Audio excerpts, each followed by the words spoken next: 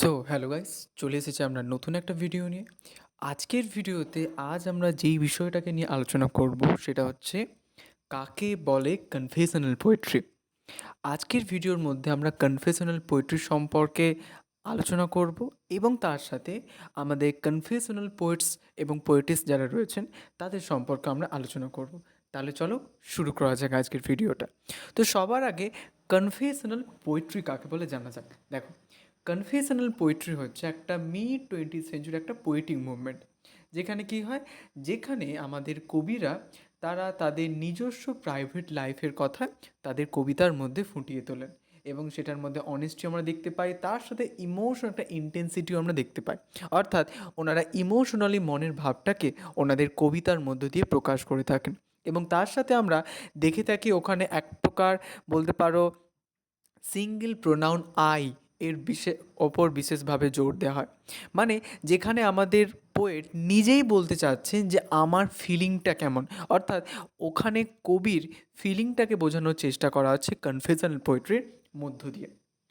এবং এটা personal এক্সপিরিয়েন্সকে actually explore করে, থটস, ফিয়ার্স, রিলেশনশিপস, তারপরে ফিলিংস অফ গিল্টি, লোনলিনেস, তারপরে হচ্ছে ডিসইলুশনমেন্ট, এই সকল বিষয়গুলো আমরা দেখতে পাই। এবং আমাদের মেজর কনফেশনাল পোয়েটসের মধ্যে কারা রয়েছেন চলো আমরা দেখে নিই। সবার আগে রয়েছেন আমাদের রবার্ট লোয়েল, তারপরে রয়েছেন সিলভিয়া প্লাথ, তারপরে রয়েছেন অ্যানি সেক্সটন, তারপরে রয়েছেন দেখা হচ্ছে জন বেরিম্যান এবং তারপরে রয়েছে দেখা হচ্ছে ডেনিস লেভারটপ। আচ্ছা, রবার্ট লোয়েলের মধ্যে আমরা কি দেখতে পাই? উনি ওনার কবিতার মধ্যে গিল্ট, ফ্যামিলি, ইনার কনফ্লিক্ট, মানে ওনার অন্তরের মধ্যে যে দ্বন্দ্ব বা যে ডিসপিউট চলছে সেটা উনি ওনার কবিতার মধ্যে ফুটিয়ে তোলেন। আর সিলভিয়া প্লাথকে তো আমরা সবাই জানি।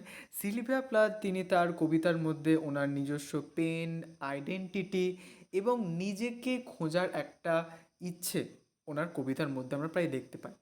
অ্যানি সেক্সটনের রাইটিংয়ের মধ্যে কী দেখতে পাই? অ্যানি সেক্সটন খুব বিখ্যাত ছিলেন তার বোল্ড এবং ইন্টিমেট পোয়েমসের জন্য, যেখানে তিনি তার মেন্টাল হেলথের কথা, লাভের কথা, ডেসপেয়ারের কথা বলেছেন। তারপর হচ্ছে দেখো আমাদের জন বেরিম্যান। জন বেরিম্যান হচ্ছেন একজন কনফেশনাল পোয়েট। উনি ওনার ইমোশনাল যে ডেপথ সেই ব্যাপারটাকে উনি ফুটিয়ে তোলেন। এবং লাস্টে নট দ্য লিস্ট, ডেনিস লেভারটপ।